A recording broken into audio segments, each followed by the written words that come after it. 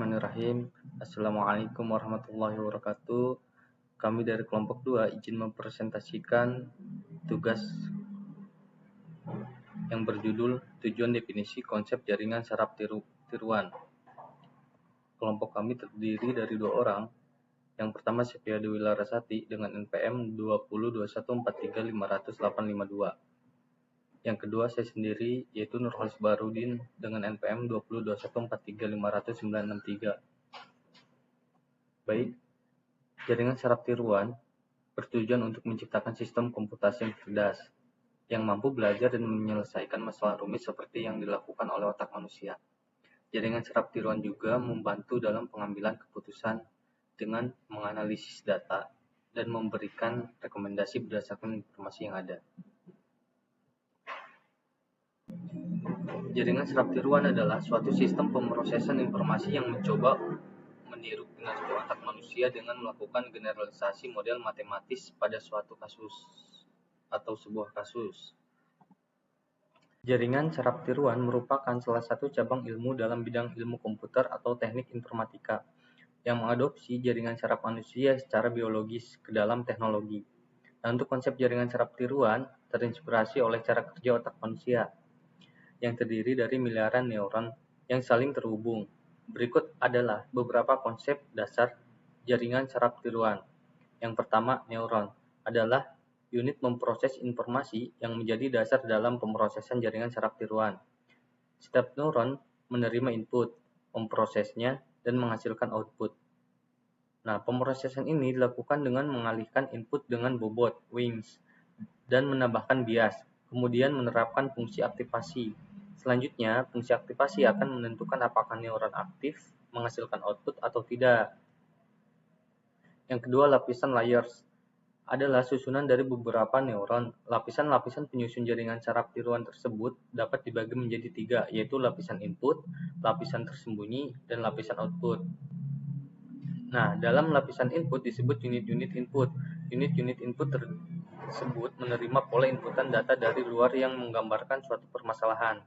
Nah, yang kedua lapisan tersembunyi. Di dalam lapisan tersembunyi disebut unit-unit tersembunyi atau hidden layer, di mana outputnya tidak dapat secara langsung diamati. Lapisan output. Dalam lapisan output disebut unit-unit output. Output dari lapisan ini merupakan solusi jaringan saraf tiruan terhadap suatu permasalahan. Untuk contoh layer dalam jaringan saraf tiruan. Yang ketiga, proses pembelajaran training merupakan tahapan dasar jaringan saraf tiruan dengan cara dilatih untuk mencapai keseimbangan antara kemampuan memorisasi dan generalisasi. Jaringan saraf tiruan belajar dengan menyesuaikan bobot dan biasnya berdasarkan data pelatihan. Proses pembelajaran biasanya menggunakan algoritma backpropagation yang menghitung error antara output yang diprediksi dan output yang diharapkan, dan kemudian menyesuaikan bobot untuk meminimalkan error. Proses training jaringan saraf tiruan umumnya terdiri dari 4 proses, diantaranya feed forward, perhitungan error, backpropagation, dan proses berhenti. Nah, di sini ada rule-nya yaitu training, learning, dan pengenalan pola klasifikasi dan prediksi. Untuk yang keempat yaitu fungsi aktivasi adalah fungsi matematis yang digunakan untuk menghitung output sebuah neuron berdasarkan input yang diterima. Fungsi aktivasi berdasarkan tidak linear, sehingga memungkinkan neural network untuk memodelkan hubungan yang kompleks antara input dan output. Ada 3 fungsi aktivasi, yaitu sigmoid, ReLU, dan TAN. Rumus fungsi aktivasi.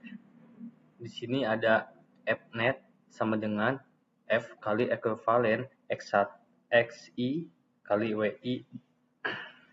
Untuk contohnya ada di sebelah kiri. Fungsi aktivasi dalam jaringan saraf tiruan.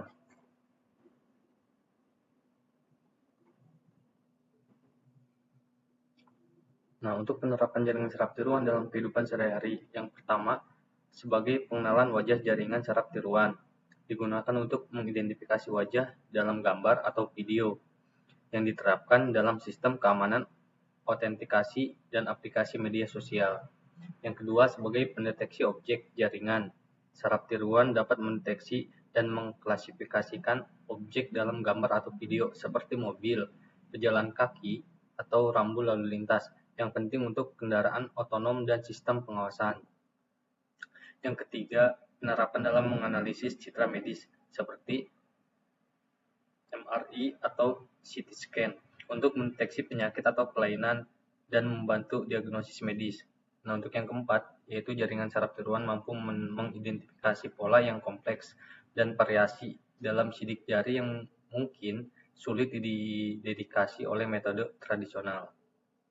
Sekian presentasi dari kami, kurang lebihnya mohon maaf. Wabillahi taufiq wal hidayah. Wassalamualaikum warahmatullahi wabarakatuh.